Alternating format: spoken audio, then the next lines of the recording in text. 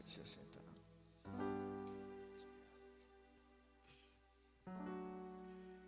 Glória a Deus. Amém. Glória a Deus.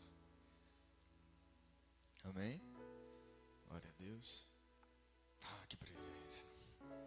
Você que trouxe a sua Bíblia, abre em Efésios, capítulo 2. Efésios, capítulo 2.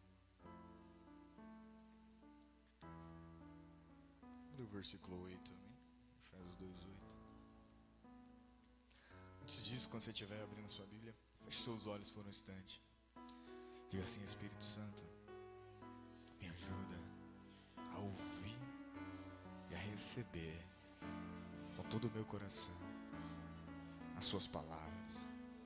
Fala assim: Espírito Santo, ilumina o meu entendimento, ilumina os olhos do meu coração, para que eu possa receber humildemente a sua doce palavra, em o nome de Jesus. Glória a Deus. Amém.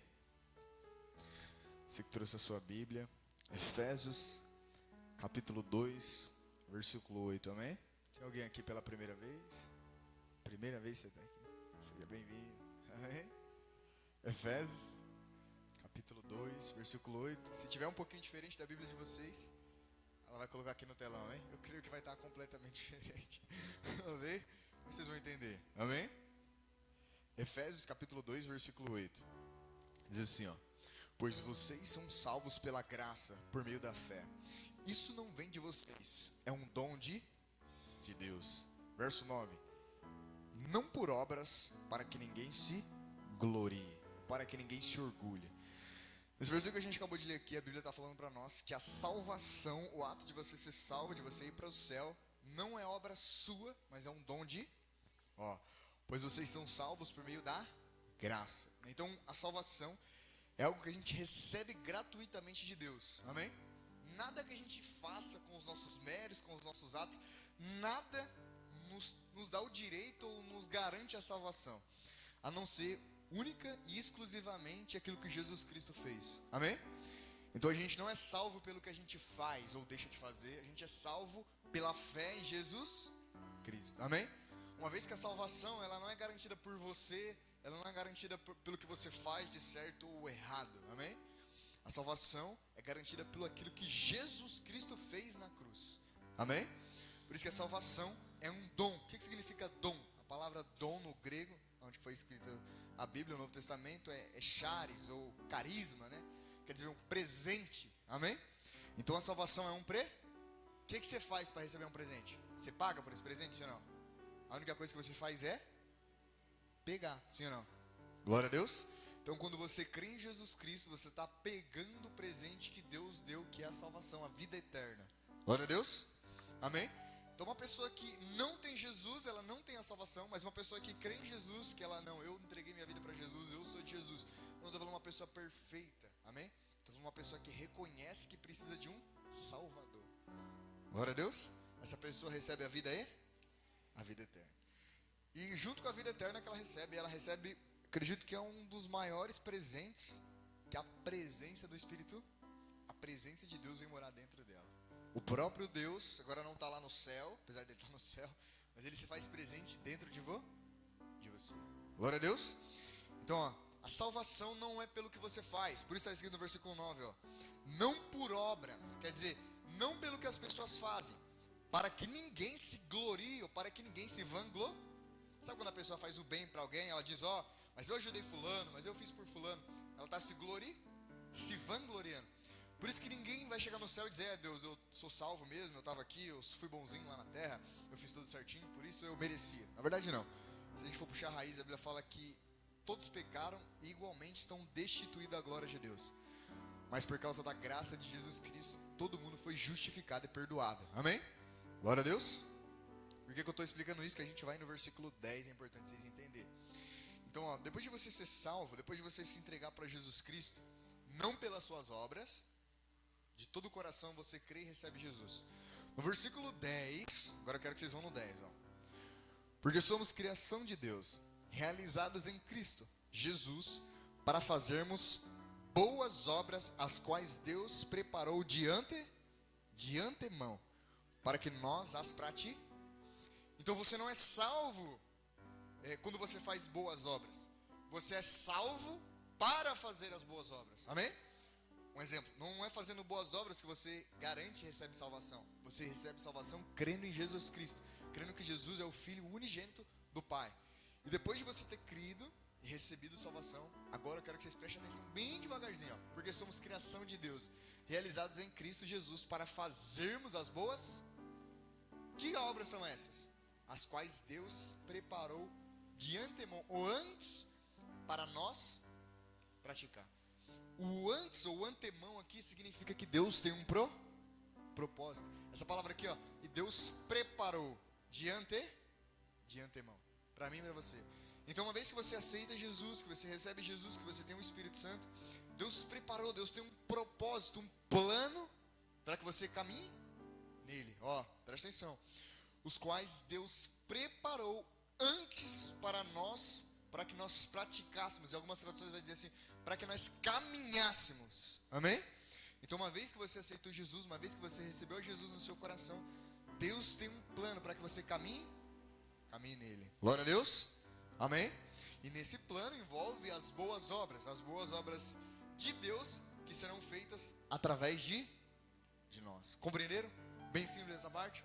Esse é só o começo.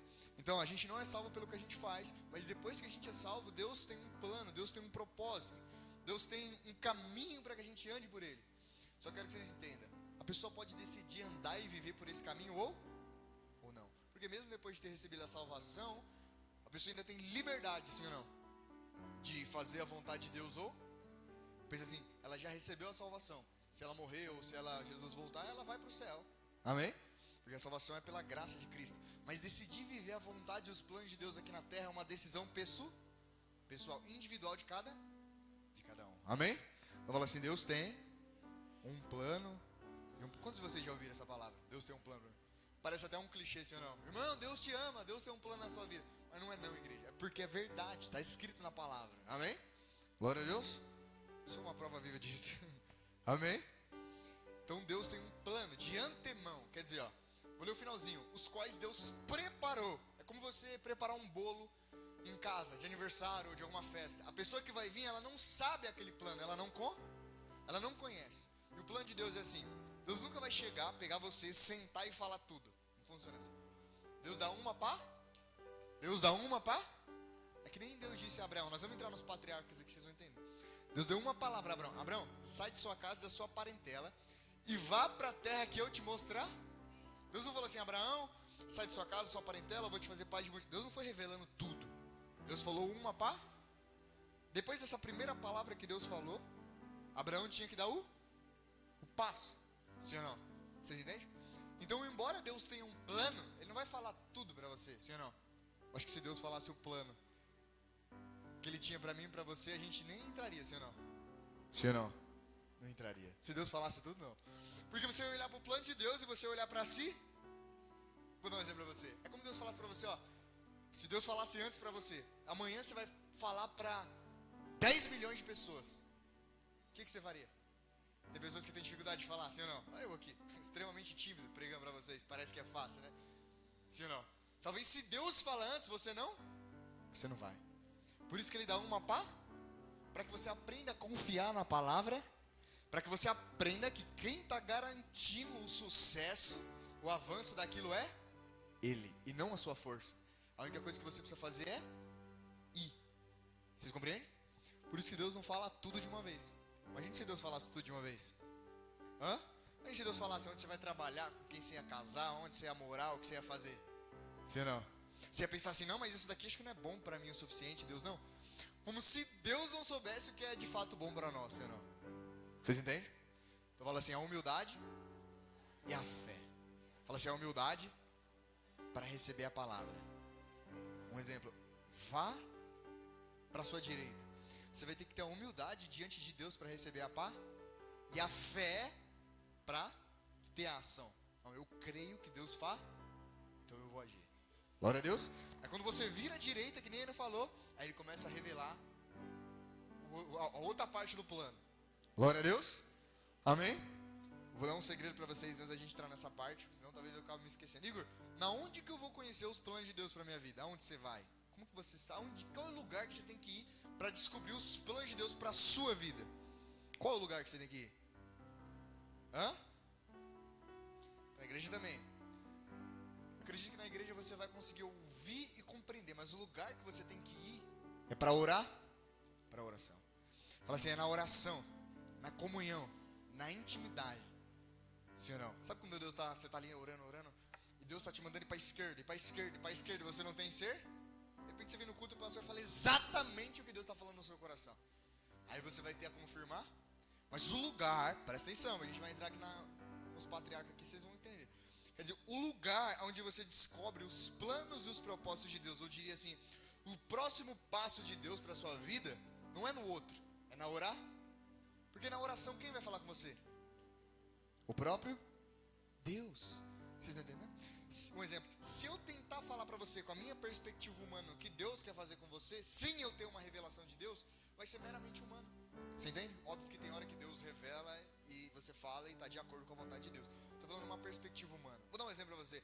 É como você chegar num parente, num amigo seu e falar: fulano, você acha que eu deveria fazer isso, isso e isso da minha vida? Você acha que eu deveria, um exemplo, comprar aquele imóvel? Você acha que eu deveria fazer tal decisão? Você está pegando uma decisão importantíssima na sua vida e dando na mão de outra para ela tomar por você? Vocês estão entendendo? Por isso o lugar onde você descobre, onde você conhece, melhor dizendo, os planos e os propósitos de Deus para a sua vida é na oração. Seu momento de oração, quando você está com a sua Bíblia, você ora a Deus, você fala com Deus, ainda que naquele momento exato você não escute, mas é de lá que vem a palavra rema, para mim e para você, para onde você deve ir e o que você deve fazer. Você entende? Mas a gente entrar, tinha um homem na Bíblia que ele nunca perdia a guerra. Quem era esse homem? Davi. Por que ele nunca perdia? Porque toda vez que ele ia tomar uma decisão, ele sempre perguntava a Deus. Você entende? Compreende? Compreendeu? Pensa assim, você está com 100 pessoas aqui e tem um exército de 15 pessoas. Você vai vencer, sim ou não? Logicamente falando, você vai vencer. Mas Davi, mesmo tendo a garantia da vitória, ele nunca ia sem antes ter comunhão, sem antes ouvir de Deus. Compreendeu? Já aprendeu o primeiro princípio. Então, para que o plano, esse plano que a gente está lendo aqui de antemão, que já foi escrito por Deus, possa se desenrolar na sua vida, você precisa ouvir. E onde você ouve? Na oração. No seu momento de oração, no seu momento de comunhão. Você entende? Nunca tome uma decisão de casar, de qualquer coisa que você sabe que vai mudar o rumo da sua vida sem antes orar. Por quê? Porque tem pessoas que ela primeiro toma a decisão, faz errado, depois ela volta e pede, passa a vida inteira orando para Deus consertar. Não era mais fácil ter orado antes? Sim ou não? Vou dar um exemplo. Você vai comprar um negócio que você sabe que que não tem um bom resultado. Não é mais fácil você ter perguntado a Deus antes se você deveria entrar nisso, sim ou não? Do que depois que está lá dentro orar para Deus te resgatar? Compreende? Você entende? Glória a Deus. Compreenderam? Então fala assim, ouvir. Por que a humildade? Porque o humilde é aquele que a pessoa que é ignorante, que é arrogante, que é soberbo, o que ela faz? Não, eu já sei, você não precisa falar nada, é tudo do meu jeito, eu já tenho experiência da minha, é dessa forma aqui que eu sei que vai acontecer, sim ou não? A Bíblia fala que o imprudente, ele não percebe o perigo chegando, ele toma decisões e recebe as consequências. Está escrito em Provérbios. Mas a Bíblia fala, no versículo abaixo, em Provérbios, que aquele que é humilde e teme ao Senhor, esse é honrado, ele prospera no que faz. Você entende? Amém? Glória a Deus. Vamos lá. Vai em Gênesis, capítulo 26. Meu Deus, o tempo voou aqui. Gênesis 26. Essa foi só a introdução, amém? A gente poder entrar de fato. Gênesis 26, versículo 1. A gente vai ler a respeito de um dos patriarcas. Quem lembra de Abraão? Abraão teve um filho chamado Isaac. A gente vai ler a respeito de Isaac. Gênesis 26, versículo 1. Amém? Preste atenção. O que eu acabei de explicar para vocês aqui, a gente vai ler na vida de Isaac. Amém? Como que Isaac, ele fez tudo o que Deus disse para ele fazer e como ele prosperou, como ele foi bem-aventurado. Ó, antes disso eu quero explicar para vocês a palavra prosperidade. Talvez se as pessoas pensem em prosperidade, elas pensem só em dinheiro. Amém? Fala assim, prosperidade, ela não é simplesmente dinheiro. Vou dar um exemplo para vocês. Quantos de vocês conhecem a história de José? José, sim ou não? Ó, quando José estava no buraco, do buraco ele foi vendido como escravo ele foi para a casa de Potifar, da casa de Potifar ele foi para a cadeia, sim ou não? Do buraco, para ser vendido como escravo, ele já prosperou. A palavra prosperidade no hebraico é tsaleia ou tsalá, né? Ela significa avanço, amém? Não necessariamente dinheiro. Pensa assim, é um avanço em direção ao cumprimento de um propósito. Isso é prosperidade. Ó, ele saiu do buraco ele foi para o mercado de escravo. Do mercado de escravo ele foi para a casa de Potifar. Ele foi a van? Ele tinha dinheiro? Não, mas ele estava prosperando? Sim, porque ele estava a van. Você vê, José só foi ter dinheiro quando ele chegou lá como governador. Foi o último estágio. Amém? Ele trouxe a família dele, colocou na terra de Gozem para poder cuidar deles.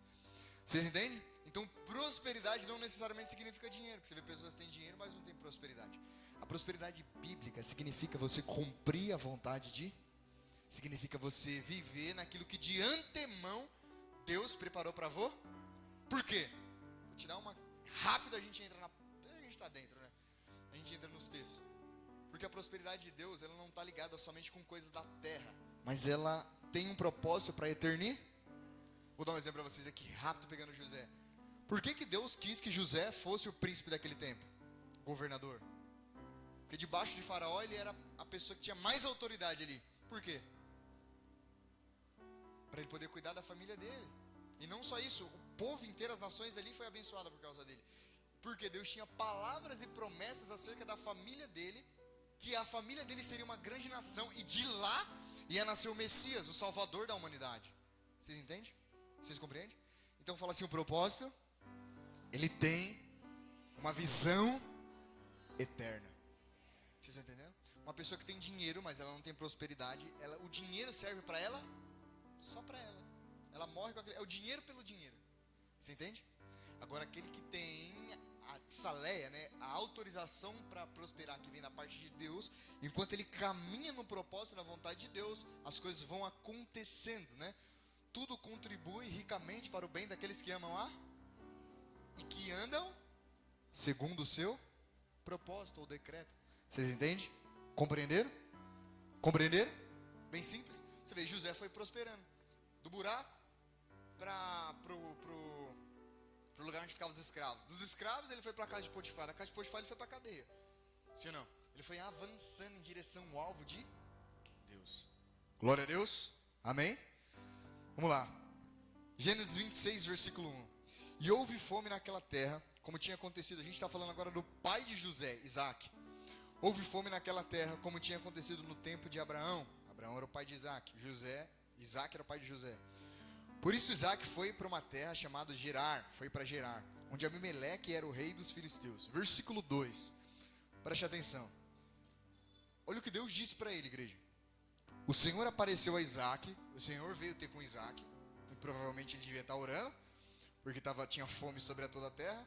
É como o Senhor está tendo fome sobre a terra. Para onde que eu vou? O que eu devo fazer? Aí Deus aparece a ele. Não desça ao Egito. Procure estabelecer-se na terra que eu lhe indicar. Então Deus diz para ele aonde ele não deveria.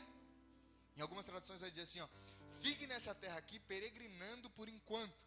Em algumas traduções vai dizer assim, fique aí por enquanto. Quer dizer, não vá para o Egito na Bíblia significa fazer as coisas de maneira humana. Sim ou não? O Egito na Bíblia significa você tentar resolver as coisas de um jeito humano, no jeito desse mundo. Por que Deus diz assim, ó, Isaac, não desça para o Egito? Você acha que o Egito ali, naquele tempo de Isaac, era um lugar onde tinha muita comida, muita bênção ou pouca? Muita. Sim ou não? O Egito ali era a capital econômica, era como ir para os Estados Unidos hoje. Vocês entendem? Só que Deus falou para ele assim, ó, ou como que Deus falou ao contrário? Não vai para aquela terra, não desce para o Egito. Quer dizer, não faz negócio com os homens do Egito. Fica aqui na terra que eu vou te mostrar. O que Isaac faz? O que Isaac faz? Ele Não, mas está todo mundo se dando bem, está tudo acontecendo lá. Mas Deus falou para eu ficar. Você entende? Essa é a pessoa que tem uma vida no Espírito. Ela não faz o que todo mundo está fazendo, obtendo lucro. Antes ela ouve de Deus, porque Deus conhece o resultado lá na frente. Vou ler o 2 de novo. E o Senhor apareceu a Isaac e disse: não desça ao Egito, procure estabelecer na terra que eu lhe indicarei. Versículo 3: permaneça nessa terra mais um pouco. E aí Deus dá a bênção aqui, ó. E eu estarei com você, e eu abençoarei, porque a você e aos seus descendentes darei todas essas terras, e confirmarei o juramento que fiz ao seu pai. Verso 4: tornarei os seus descendentes tão numerosos como as estrelas do céu, darei todas essas terras, e por meio da sua descendência, todos os povos da terra serão abençoados. É aqui onde entra eu e vou. Você entende? Deus repete aqui a mesma bênção que ele deu para Abraão. E a mesma bênção que Deus deu para Abraão, a mesma bênção do jardim do Éden. Você entende? Deus está falando: Isaac, aquilo que eu prometi a seu pai, eu vou fazer acontecer. E através daquilo que eu prometi, que é a bênção abraâmica, né? A bênção de Abraão, vai ser todas as famílias da terra abençoadas. Sim ou não? Quantos de vocês são uma família? Todo mundo? Você entende? Qual que era o plano de Deus? Era só abençoar Isaac? É aí que entra a igreja. É através de Isaac abençoar todas as famílias da terra. Vocês não entenderam coisa nenhuma. É você, sou eu. Você entende? Compreenderam? Vocês entenderam? Sim ou não? Todas as Igor, mas eu não tenho uma família. Talvez você não tenha, mas você é jovem, um dia vai ter. Se você não pensa em ter filhos em casar, você tem o seu pai e a sua. E mais do que isso, você faz parte da família de... Qual que é a família de Deus? A família celestial, igreja. A igreja de Jesus Cristo na terra. Por isso que Jesus disse: as portas do inferno não prevalecerão contra a minha igreja. A igreja é família. A igreja é família. Sim ou não? Qual foi a primeira família do universo? Não fala não, hein, Vini? O Vini estava no domingo. Qual foi a primeira família do universo? Vocês não sabem. Deus, quando foi criar o homem, ele poderia ter falado assim, que exista 35 homens e 35 mulheres, ou milhares e milhares. Ele poderia ter criado de uma vez só um monte, sim ou não? O que ele fez? Ele criou um e criou o outro. E disse: se unam vocês dois e O que Deus estava mostrando ali? Que é assim que funcionava na Trindade. A primeira família é o Pai, o Filho e o Espírito. Eles são a primeira família. E a Bíblia fala de seres celestiais e angelicais que estão lá no céu, juntos de Deus, que a gente desconhece ainda, mas que faz parte da família. Você entende? Quando você vem à igreja, não é só o ato de vir à igreja ou frequentar um culto religioso, sei lá. Igreja não é um lugar para você vir. Igreja é um lugar para você pertencer. Porque igreja é família. Família de Deus. Estão entendendo? Compreenderam? Qual que foi a promessa que Deus deu aqui? Falou: Isaac, meu filho, a promessa que eu fiz para o seu pai, que através da vida dele, milhares de pessoas, milhares de famílias serão abençoadas. Eu vou cumprir através de você também. Você também vai participar disso. Versículo 4, tornarei os seus descendentes tão numerosos como as estrelas do céu, e lhe darei todas essas terras, e por meio de sua descendência todos os povos da terra serão abençoados. O versículo 5: porque Abraão me obedeceu e guardou os meus preceitos, ou as minhas palavras, meus mandamentos, meus decretos e minhas leis. E o que o Isaac fez? A coisa mais importante foi o que o Isaac fez. Deus falou isso, sim ou não? Isaac poderia ter ouvido tudo isso. É uma pessoa que escuta uma palavra de Deus e não ter agido de O que Deus fez? Põe um 6, Thaís. O que Isaac fez? E assim Isaac ficou em G. E assim Isaac fez exatamente o que Deus falou para ele fazer. Não foi para onde tinha abundância, não foi para onde não. Ele ficou no lugar onde Deus falou para ele ficar. Fala assim: só que tinha uma palavra sobre o Isaac. Então já não se tratava mais do lugar físico que ele estava, mas se tratava do Isaac e da palavra de Deus que estava sobre. Aqui que eu quero que vocês entendam. Essa é a diferença de você, filho de Deus, que tem um Espírito Santo, da pessoa que está no mundo. Não significa que você é melhor do que ela em nada. Amém? Mas a nossa maneira de lidar com os problemas, as circunstâncias, as adversidades são completamente diferentes. Porque é uma palavra sobre nós. Meu Deus. Eu vou ir no versículo 11 direto, mas só para contextualizar vocês aqui, Isaac tinha uma esposa chamada Rebeca. Isaac fica ali, ali na terra dos filisteus, e ali na terra dos filisteus tinha um homem chamado Abimeleque, que era o príncipe dos filisteus. Isaac fica ali. O Abimeleque olha para a esposa de Isaac e fala: nossa, mas como essa moça é bonita. Isaac fica com medo de morrer, o cara matar ele para tomar a mulher dele, e fala: não, essa daqui não é minha esposa não, é minha prima. Isaac mente. Só que depois o rei vê Isaac acariciando ela. Falou: oxi, você não disse que ela era sua prima? Aí ele fala: não, eu não falei a verdade porque eu pensei que você ia me matar. E aí o rei dá um decreto, fala: ó, ninguém deve tocar nesse homem e nessa mulher. Qualquer pessoa que tocar nos dois, eles vão morrer. Amém? Agora a gente vai para o versículo 12. Ó, então Isaac ficou ali, mesmo tendo inimigos, os filisteus, que depois vão se tornar inimigos de Israel, mas ele fica ali, ele fica no lugar que Deus falou para ele ficar. Exatamente. Versículo 12. Meu Deus. Olha o versículo 12. Isaac formou uma lavoura naquela terra, e no mesmo ano colheu a 100 por um. Agora eu vou te fazer uma pergunta. No lugar onde Isaac fez uma lavoura, é uma boa terra ou uma terra ruim? Não importa a terra, igreja. Você entende? O que importa é a palavra de... Ó, e formou uma lavoura naquela terra, e no mesmo... Thaís, coloca a versão ACF, que deve ser a versão que está na Bíblia de todo mundo. A versão ACF. E semeou Isaac naquela mesma terra e colheu naquele mesmo ano 100 medidas. Por quê? Por que aconteceu o que todo mundo estava vendo? Por que aconteceu aquilo ali na vida de Isaac? Porque tinha um por trás. Tinha o Senhor. Vocês entendem, igreja? É a mesma coisa de Deus falar para você assim, ó, vai lá e planta milho no deserto. Vai dar certo?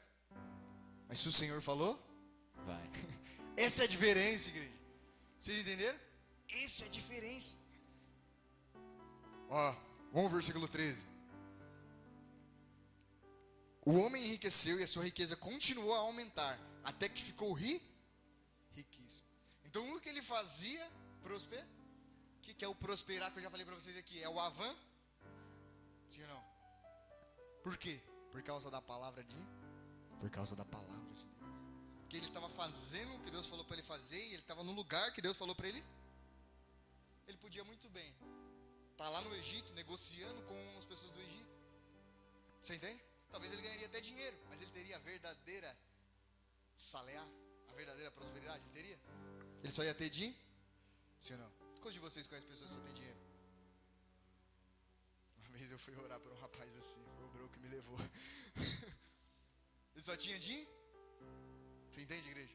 Vou contar uma experiência pessoal que eu vivi. Naquele dia, foi um dia que eu tinha acabado, eu estava uma semana buscando a Deus, muito intenso, estava no monte. Eu lembro que ele pegou e falou: filho, vamos ali orar pelo irmão. Eu lembro que eu orei para aquele homem, né? Convém citar nomes, mas o Everton conhecia esse homem. Ele falou assim: esse homem ele tem muito dinheiro, ele tem 1 milhão só dormindo na conta dele. Humanamente falando, você fala: meu Deus, vou estar diante de um homem muito, né, importante, sei lá, né? Quando eu cheguei no mesmo lugar que ele, que eu olhei para ele, que eu olhei para mim, que eu olhei para ele, eu falei: oxi, sabe aquela ilusão? Caiu. Eu falei: ah, mas o que eu tenho é infinitamente maior. Vocês entendem? Eu tenho todo esse dinheiro, ele precisa beber para ter paz. Eu tenho R$1 aqui, eu tenho R$1. Mas eu tenho aquilo que o dinheiro não compra. Eu não estou falando que você não pode ter dinheiro, igreja, não é isso. Estou falando que prosperidade não é dinheiro. O dinheiro está atrelado, mas não é dinheiro.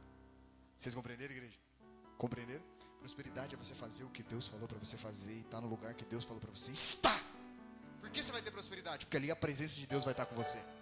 Moisés sabia disso.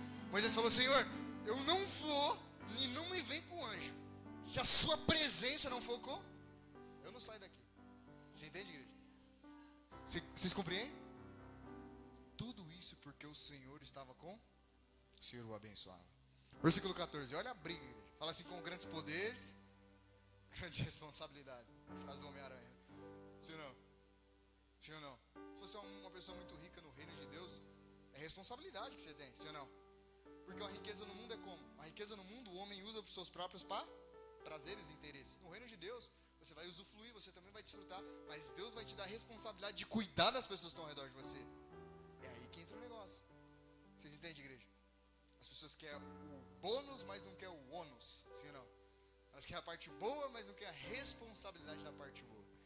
Glória a Deus. Fala assim: para tomar posse, tem que ser maduro no espírito. Porque senão, em vez de eu gastar o dinheiro me gasta. Igor, mas está falando do dinheiro. Versículo 14, vamos rapidinho para nós voar. Eu possuía tantos rebanhos e servos que os filisteus invejavam. Então Isaac, por causa da bênção de Deus, dele estar no lugar que Deus falou para ele estar, as coisas iam acontecendo de maneira sobrenatural, por causa da presença de Deus. Os filisteus ali, que eram os inimigos, representam os inimigos, os demônios, né, nos dias de hoje, ficaram com muita raiva. Versículo 15, e esses taparam todos os poços que os servos de Abraão, pai de Isaac, tinham cavado na época, enchendo-os de terra. Então o pai de Isaac tinha cavado alguns poços. Naquela época, uma das coisas mais riquíssimas era a água. Só que os filisteus tinham aterrado esses poços. Versículo 16. Olha o rei como é que ficou aqui, o Abimeleque. Então o rei Abimeleque pediu a Isaac que saísse da terra, pois já estava mais poderoso do que eles. O Abimeleque ficou com medo. Falou, esse cara está tão grande, ele está tão crescendo que ele deve sair daqui e ir para longe. Ó, o rei aqui era um rei, sim ou não? Um príncipe. O Isaac era um mero homem que começou, as coisas na vida dele começou a conter. O rei fala, meu Deus, não pode deixar esse cara aqui, ele tem que ir para longe de mim. Por quê? Porque se esse cara estiver longe, eu vou crescer. Essa foi a mente do rei. Não vou ler tudo para vocês, mas lá no finalzinho o rei vai atrás dele de novo e fala, Isaac, volta, porque o Senhor foi e a bênção foi com você. E aí que a gente começou a dar tudo errado. Vocês entendem, igreja? Isso aqui está no contexto da palavra, na parte mais para baixo. Vai dar para ler tudo. Mas vocês compreenderam? Não é a pessoa, não é o lugar, ou melhor dizendo, não é o lugar e não são as pessoas. É você estando no lugar que Deus falou para você estar e com a palavra de Deus sobre a sua vida. Você entende? Eu vou falar algo aqui talvez atrapalhe, mas eu vou te ajudar a entender. Fala assim, no lugar onde Deus falou, eu não me esforço. Eu não falei que você não se dedica. Eu falei que você não isso. Quer dizer, você se dedica em um alvo específico e certo, e daquilo as coisas acontecem. Você não fica igual um doido fazendo um monte de coisa, esperando que uma das coisas dê certo. Você tem uma direção clara. E a força com que você vai fazer aquilo vem do Espírito de Deus. Por quê? Porque aquilo não é só para essa vida, mas reverbera para a eternidade. Glória a Deus, vocês entenderam. Versículo 17. Rápido, igreja. Ó, então Isaac, o rei mandou, vai embora. O que Isaac fez? Sim, Senhor. Eu quero que vocês prestem atenção no versículo 17. O rei mandou ele embora. O rei ficou com inveja do que estava acontecendo com ele. E Isaac poderia ter saído. Ó, Deus, o Senhor falou para eu ficar aqui, mas o rei está mandando eu embora, então eu vou lá para o Egito. Isaac saiu da terra, sim ou não? Por isso Isaac mudou-se de lá e acampou no vale de Gerar. E ali se estabeleceu. Ele saiu daquele mesmo lugar, mas ele não saiu debaixo da palavra de... A palavra de Deus é que ele permanecesse em Gerar, sim ou não? Ó, o rei fez intriga com ele. Deus, o Senhor está mandando eu ficar aqui, mas o cara está fazendo intriga comigo, quer dizer, vou fazer aqui meu próprio caminho. Ele falou, não, beleza, está com intriga, então eu vou mais para cá um pouquinho. Mas sem sair da palavra de... Porque eu sei que o que está garantindo com que tudo aconteça é a palavra de... Ela que está por trás de tudo, sustentando. Compreenderam? Pegaram? Você vê, ele não saiu de Gerar, ele só foi para o vale. Quer dizer, ele se afastou, mas ele permanecia debaixo da pá. Glória a Deus. Versículo 18. É tão doido isso, igreja. Assim, as coisas estavam acontecendo lá, estavam avançando lá. Ele vem para outro lugar, um lugar de vale. Ele começa a fazer aqui e as coisas começam a avançar aqui de novo. Olha o versículo 18. E Isaac reabriu os poços cavados no tempo do seu pai Abraão, os quais os filisteus fecharam. Lembra dos poços que os filisteus fechou?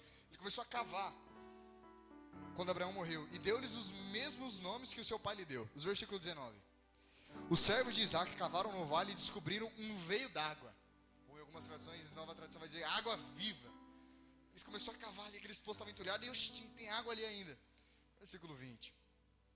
Mas os pastores de Gerar discutiram com os pastores de... Os homens começaram a brigar, sim ou não? Quer dizer, os pastores que estavam ali naquela terra, todo o tempo do lado daquela água ali, ele não conseguia enxergar. Quando chega o Isaac, que tinha a palavra de Deus, falou, vamos cavar aqui, que aqui tem água. Quando os caras viram, os caras acham, mas está aqui tanto tempo, essa água está aqui, né? Não percebeu? Mas porque ele viu que ele via, igreja. Por causa da pá que estava lá atrás. Vocês entendem? O que Isaac falou? Não, começa a cavar aqui. Eles cavou, tem água. Aí os pastores falaram, não, mas estamos aqui há mais tempo, a água é nossa. Ele falou, não tem problema. Versículo 19. Perdão, 21. Então os seus servos cavaram em outro poço. Mas eles também discutiram por causa dele, por isso chamou Sitna. Então, não, beleza, vai cavar em outro lugar. Começou a cavar em outro lugar. Os caras veio para brigar de novo. Isaac falou, não, tá tudo bem.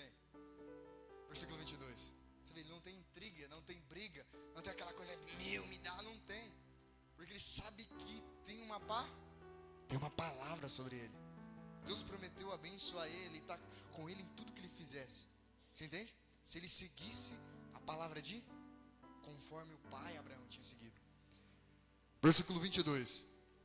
Isaac mudou-se dali e cavou outro poço. E ninguém, pra você ver, ele não saiu de Gerar ainda. Ele foi pro vale, o cara brigou com ele de novo. Ele foi para outro lugar. Igor, como você sabe que ele não saiu de Gerar? Porque no versículo 23 fala que dali Isaac saiu e foi para Berseba. Só quando ele vai para Berseba, ele vai para agradecer. Vamos ler o 22, ó.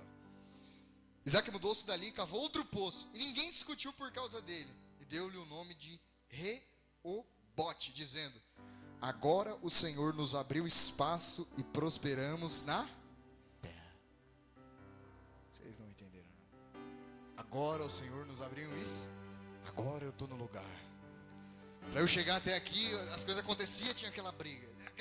Agora a gente está no lugar que Deus quer que a gente esteja. Vocês entenderam, igreja?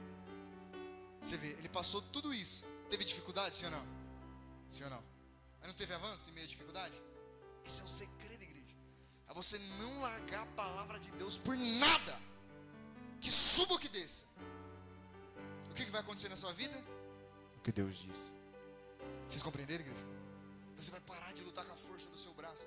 Você vai parar de tentar fazer a coisa acontecer. E você só permanece no lugar de obediência e no lugar onde a palavra de Deus está. E as coisas vão acontecer. Não significa que não vai ter resistência. Não significa que talvez venha desafios. Mas significa que você vai estar fazendo o que Deus falou para você fazer. Tem uma coisa que você só tem quando você está fazendo o que Deus falou para você fazer. Talvez não fazendo, mas quando você está em comunhão com Deus. Tem uma coisa que só quem está, eu vou colocar em palavras mais simples, só quem está nessa comunhão com Deus tem. Que as outras pessoas podem estar fazendo um monte de coisa, dando certo, prosperando, mas essa pessoa não tem. Exemplo lá em Efésios. Fala assim, plenitude. Se você está conectado no seu coração com Deus, você está no lugar que Deus falou para você estar, você tem plenitude. O que é isso, Igor? Eu vou colocar em palavras mais simples ainda. A paz que excede todo. Você tem aquela segurança, aquela certeza e aquele descanso no seu coração. Sabe aquela segurança de que tudo vai dar certo, tudo vai ficar bem, por causa da presença de quem às vezes está prosperando, ou tendo coisas, ele não tem isso. Por isso ele se desespera. E se ele ganhou, no outro dia ele perdeu, ele já está querendo tirar a vida. Estão entendendo, igreja? Vocês compreendem? Porque você está aqui, e por mais que você está indo, e as coisas têm desafios, mas você sabe que aquilo tem um propósito lá na frente. Você está andando de antemão na palavra que Deus falou para você andar. Você não fica igual o povo rodando no deserto, sem saber onde está, sem saber para onde está indo, sem saber o que está acontecendo. Você tem certeza que o Espírito está te guiando? Isso faz toda a diferença. Ó, versículo 23. E dali Isaac foi para Berseba. Você vê, Isaac cresceu, avançou, teve sucesso naquilo que Deus falou para ele. E ele fez uma coisa, que só a pessoa humilde, lembra que eu falei para vocês no começo? Que para você poder receber a palavra, você vai ter que ter humilde e fé para praticar. Só a pessoa humilde vai fazer, igreja. O que ele foi fazer, ó? Verso 23, Isaac saiu dali, foi para outro lugar. Naquela noite, o Senhor apareceu e disse: eu sou o Deus de seu pai Abraão, não temas, porque eu estou com você. Eu abençoarei e multiplicarei os seus descendentes por amor ao meu servo Abraão. Versículo 25. E construiu nesse lugar um altar, e invocou o nome do Senhor. E ali armou um acampamento, e os seus servos cavaram outro. Ele foi adorar. Ele foi agradecer a Deus. Vocês entendem? Vocês compreenderam isso, igreja? Dentro do coração dele, ele sabia que tudo aquilo só estava acontecendo por causa de um motivo. Por causa da fidelidade de Deus. E o que ele foi fazer? Ele foi agradecer a Deus de todo o coração. Senhor, eu só estou avançando, só estou tendo sucesso no que eu estou fazendo, porque é a sua presença por trás de mim. Porque há um propósito, um plano eterno naquilo que o Senhor está fazendo, que eu ainda não sei o plano inteiro, mas eu estou, conforme o Senhor está me falando, eu estou caminhando por ele. Vocês entenderam? Ele foi agradecer. Vocês compreendem, igreja? Sim ou não? Uma pessoa que não tem essa humildade de reconhecer que tudo que ela tem foi Deus que deu, nunca ela vai agradecer.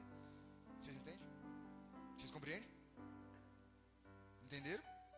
A humildade te faz reconhecer que tudo que você tem, tudo que você é por causa de Deus. Sim ou não? Vamos correndo para a gente encerrar. Vai lá em João 7,37. João 7,37. Fala assim: o Espírito Santo é Isaac.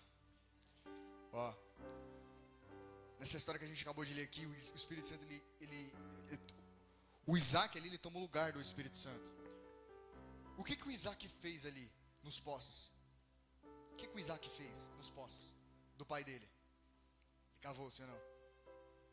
Ó, no último e mais importante dia da festa, Jesus levantou-se e disse em alta voz: se alguém tem sede, venha a mim e... Põe o próximo, Thaís. Quem crer em mim, como diz as Escrituras, do seu interior fluirão. O Isaac ali é como se fosse o Espírito Santo cavando. Você entende? Vocês compreendem? Vocês compreenderam? É a mesma coisa que o Espírito Santo faz em mim e em você. O poço ali representa o nosso coração. E o Espírito Santo querendo penetrar profundamente no seu coração. No seu coração. Tirar tudo que é pecado, tudo que é inveja. Ó, quem que entulhou os poços de Abraão? Os filisteus, sim ou não? Que representam os demônios, os espíritos malignos. E o que os espíritos malignos fazem comigo e com você? Ou tenta fazer? Contaminar o nosso coração. Por quê? Porque do seu interior flui rios. Como que o inimigo, o diabo, o filisteu agora ilustrando, como que ele contamina? Fazendo você ficar com inveja, fazendo você ficar com raiva, com mágoa, com amargura, com pecados ocultos. Não, ninguém pode saber que eu tenho essa fraqueza. Vocês entendem? Aqui fora, exteriormente, você está uau, mas por dentro você sabe que você está morto. O veio da água viva já não corre mais. O rio de Deus já não flui através de você. Você até faz as coisas, mas já não tem mais a vida do Espírito junto no que você faz. Por quê? Porque a fonte, o coração está contaminado. Está cheio de entulho. Cheio de falta de perdão. Cheio de ira. Vocês entendem? Vou tomar aqui que meu pai pregou. Cheio das obras da carne. Sim ou não? Tem como o rio de Deus fluir? Sim ou não? Não tem. Porque tem algo barrando. A água quer fluir. Não flui. Não é porque Deus está barrando. É porque você não quer tirar da frente. Por exemplo, vamos lá e vamos pedir perdão. Eu não quero pedir perdão porque eu estou certo. Foi o fulano que errou. Você está impedindo a água de Deus de fluir na sua vida. Vocês entendem? Igreja, a raiz de amargura é algo tão maligno na Bíblia, que a Bíblia fala que ela contamina as outras pessoas, está escrito em Hebreus. Por isso tem pessoas que ela tem aquela incredulidade no coração. Às vezes não é falta de fé, é incredulidade. O coração está amargurado, preso. Você entende? Se você não abrir o seu coração por completo para o Espírito, ele não cura. Sabe, o rio de Deus, ele não vai fluir através de você antes que ele flua em você. Deus não vai curar outras pessoas através de você antes que ele cure você. Você entende? Vocês compreendem? O mais difícil, igreja, não é você fazer a obra de Deus, é você deixar Deus fazer a obra dele em você. Esse é o trabalho de Deus. Porque se a obra de Deus for feita em você, aonde você for, o rio de Deus está fluindo através de você. Aonde você chegar, a presença do Espírito está em você. Se tem demônio, o demônio vai embora. Se tem doença, vai embora. Se tem perturbação, vai embora. Porque a presença de Deus chegou ali. Igreja, Deus não vai habitar aqui. Deus disse, eu vou morar em você. É dentro de mim, de você, que a presença de Deus habita. Vocês entendem? Igor, o que você está dizendo? Eu estou dizendo que você não precisa de circunstâncias exteriores para avançar no propósito de Deus. Você precisa se render no seu interior a Cristo e as palavras dele. Senhor, eu tenho conduzido e guiado a minha vida do meu jeito, da minha forma, tomado decisões sem sequer ser liderado ou governado pelo teu Espírito. Por isso eu estou do jeito que eu estou. Essa é uma pessoa humilde que mas a partir de hoje, doce bom Espírito, me guia, porque o Senhor é o meu bom pastor. Seja o meu bom pastor. Igreja, como que é o salmo do bom pastor? O bom pastor leva você para o sofrimento, paz. Em verdes pasto me faz descansar. Ele me guia mansamente a águas tranquilas. Vocês entendem? Se o Senhor é o seu pastor, até no meio do turbilhão, você está tranquilo. Porque quem cuida de você não é você, é o paz, Jesus. Vocês entendem, igreja? Vocês compreendem? Abra o seu coração. Deixe o Espírito Santo penetrar. Sabe quando você sorri para as pessoas, mas você está escondendo delas a verdade que está acontecendo dentro de você? Não. Abra o seu coração. Não vamos você sair falando da sua vida, você abrindo para qualquer pessoa que você vê na rua. Não. Amém? Tem pessoas certas, momentos certos de você fazer isso. Mas faça isso buscando cura. Vocês entendem? Vou encerrar. Tem três etapinhas, igreja. Quando você vem para Cristo, você precisa passar. A última você vai até o fim da vida, e é a mais gostosa, que você começa a ver as coisas como Deus vê. A primeira é a libertação. Quando você está no mundo, os demônios estão te escravizando, prendendo sua mente, prendendo seu coração, sua alma, seus relacionamentos, sua vida não vai, aquela nhaca, aquela derrota. Tudo que você faz dá ruim, você tem aquela tristeza, aquela angústia na alma. Você tenta se satisfazer, que nem Jesus disse ali, né? Você tem aquela sede na alma, que você tenta preencher com sexo, com droga, com tudo, e nada preenche, fica pior. Essa é a primeira parte. Quer dizer, eu não sirvo para nada, vou me matar mesmo. Essa é a primeira parte. A primeira parte é a libertação. Você vem para Ele. Ele disse: vinde a mim, vocês estão cansados e oprimidos, e eu vos aliviarei. Tomai sobre vós o meu jugo, o meu fardo que é leve e suave, e vocês vão encontrar descanso para vossas almas em mim. Essa é a primeira parte. Você encontra aquele descanso. Não tem mais aqueles demônios, não tem mais aquele peso. Tudo aquilo foi embora. Você, meu Deus, obrigado. Só que na caminhada ainda tem aquelas tristezas, as dores que você passou do passado, aquelas maneiras de pensar maligna ainda. Não, eu cheguei na igreja, o irmão não me deu a paz do Senhor. Eu que não vou na igreja. Eu chego na igreja, não me dá a paz, que lugar? E aí você está machucado. O problema não está no irmão, você está machucado. Está sangrando, só que você não está vendo. Sabe, sempre é o outro que é culpado. Sua alma está ferida. Sabe, você sente um coitadinho, rejeitado. Não dá certo na vida de todo mundo, menos na minha. Esses são dilemas da alma. Não, ninguém me vê na igreja, ninguém faz nada por mim. Você está doente na alma. Você precisa de, sabe, aquela carência. Então você precisa ir lá em casa, você precisa orar. Sabe, a necessidade de alguém estar com você toda hora, aquela carência emocional. Você precisa de cura. Primeiro estado, libertação. O segundo é cura na alma. Se você não passar por isso, você vai estar aqui na igreja, você vai estar todo mundo glória a Deus, e você sente dentro de você que você está preso. Deus está todo mundo dando glória, mas eu sei que tem alguma coisa dentro de mim que me prende. Seu glória não é aquele glória genuíno, é aquele glória porque a pessoa está dando glória e você não quer ficar com vergonha. Oh, amém. Glória a Deus, eu sei que estou livre. Não é aquele Jesus, obrigado. Por quê? Porque você ainda está vivendo aquela coisa de cristão do lado de fora. Quando é no interim, quando você tem a humildade de falar: Senhor, cura o que tiver de curar. Você entende? E muitas vezes, igreja, a ferida não é nem culpa sua. Você entende? Talvez você nasceu numa família onde você foi rejeitado, você foi desprezado. Só foi sofrimento sua vida inteira. Quando você chega perto de Jesus, Jesus fala algo bom sobre você, você nem acredita. Jesus fala assim: eu te amo. Você já ouviu um monte de vezes, de um monte de gente. As pessoas que falaram que me amava, o pai e mãe que deveria ter responsabilidade sobre mim, foi os primeiros que me abandonou. Você vai ter condição de confiar em alguém? Agora, se você for curado na alma, aí sim. Você precisa ser curado, igreja. Primeiro liberto. Depois que você liberta, você tem a possibilidade de entrar dentro do reino. Quando você é curado, igreja, é como o novo nascimento que Jesus disse para Nicodemos. Você nasce da água e do Espírito. Quando você passa pelo estágio de cura, é quando você entra no outro mundo. No mundo invisível. Você começa a ver como Deus vê. Você começa a pensar como Deus pensa. Você começa a compreender as coisas ao seu redor como Deus as vê. Aí já era. Você vai vivendo santificação. Santificação, quando alguém te faz o mal, você chora, Aí você fala: poxa, Senhor, essa pessoa ainda não conhece o seu grande amor. Poxa, ela não sabe o que está preparado. Quando alguém te faz o mal, quando alguém te ludibria, te passa para trás, você fala: poxa, Senhor, mal sabia ela o quanto eu gostaria que o Senhor abençoasse ela através de mim. Isso é porque você está na santificar? Quando você está na santificação, você já não tem mais ciúmes do outro. O outro está avançando, prosperando, um exemplo, né? Está indo bem, mais do que você. Você não fica, você fala, glória a Deus, olha o que Deus está fazendo. Você não fica mais com ciúme.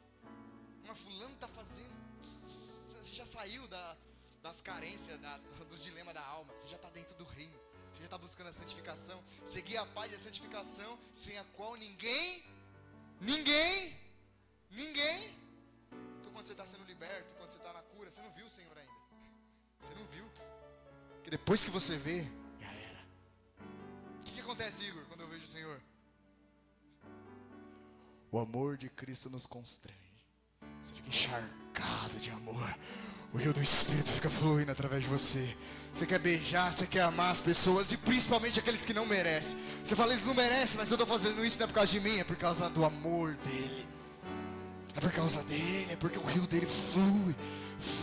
Você quer ser generoso com as pessoas, você quer fazer por elas. Muitas vezes é tão bom que você acaba atrapalhando, né? Tem pessoa que Deus está ensinando, você quer ir lá fazer. Aí o Espírito Santo, calma. Mas tudo isso está acontecendo porque tem algo verdadeiro fluindo de dentro de você. O rio da vida, o rio do Espírito. Ele disse, põe o próximo versículo, Thaís. E ele estava se referindo ao Espírito que mais tarde? Hoje. Mais tarde receberiam os que nele. Quem crê em Jesus? Se você crê em Jesus, quem está sobre você? E o que você precisa fazer? Fala assim, Espírito Santo, eu não quero pular as fases. Se o Senhor estiver me libertando, me liberta. Se o Senhor estiver me curando, me cura. Se eu estou na santificação, então santifica-me, Senhor. Lava-me e eu serei limpo, como isopo. Você entende? Faço o que tiver de fazer, mas eu quero a sua presença todos os dias da minha vida. Até então o Espírito ainda não tinha sido dado, pois Jesus ainda não tinha sido glorificado. Tenho uma notícia para você, Jesus já foi glorificado e o Espírito já foi derramado. O que você precisa fazer é chegar diante de Jesus com uma coisa só. Com uma coisa. Jesus tem sede. Jesus tem sede. Ele disse, aquele que tem sede, eu darei gratuitamente de beber da água da vida. Tudo que você precisa fazer é falar, Jesus, tenho sede. Eu estou doente, eu estou endemoniado, estou perturbado, mas tenho sede. Tenho sede.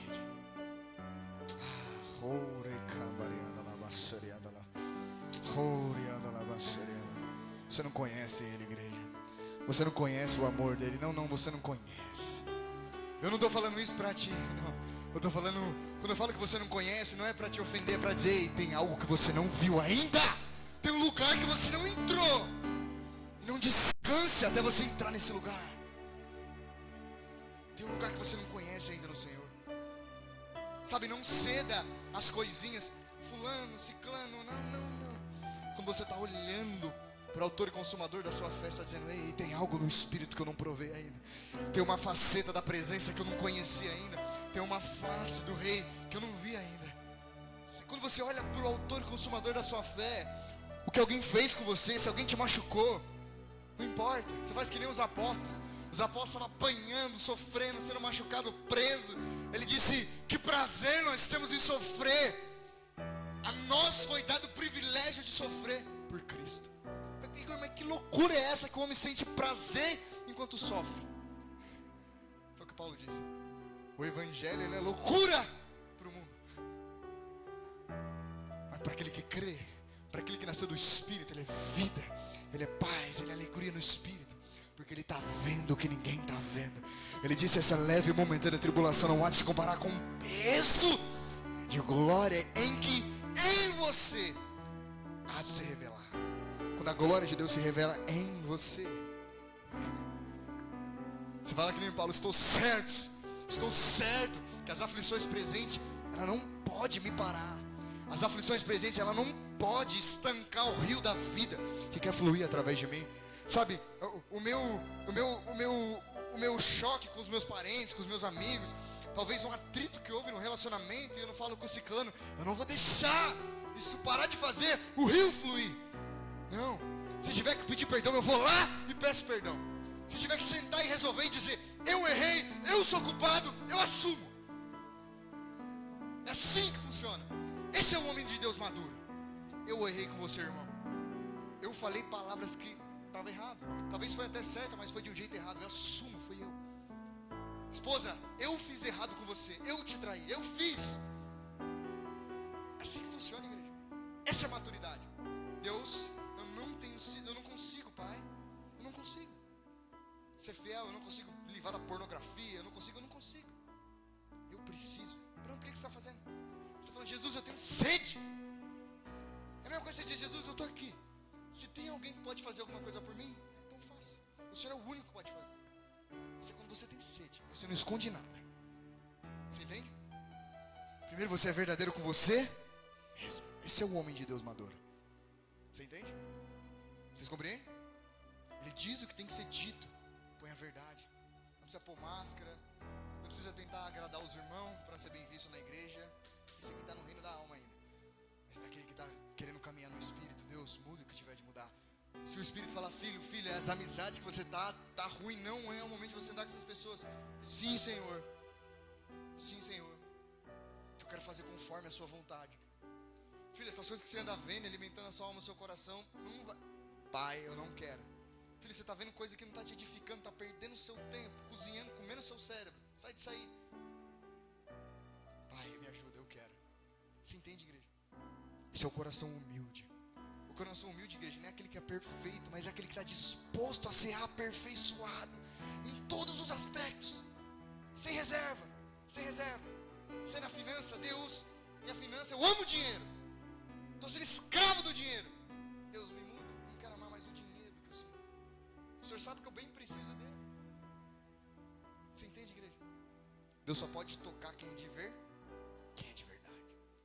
O homem de mentira nunca vai conhecer Deus verdadeiramente.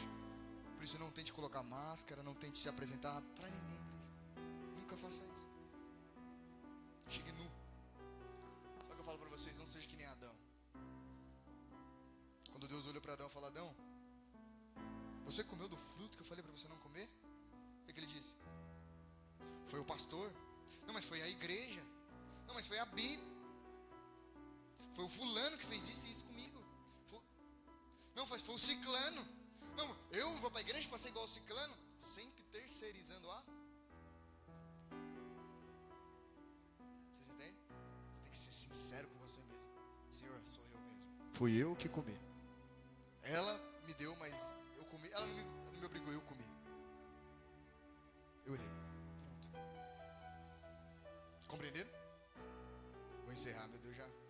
Teve um homem na Bíblia que pecou 2 pecados, que segundo a lei de Deus, esquece, era de morte. Era para ele morrer 2 vezes. Quem era esse homem?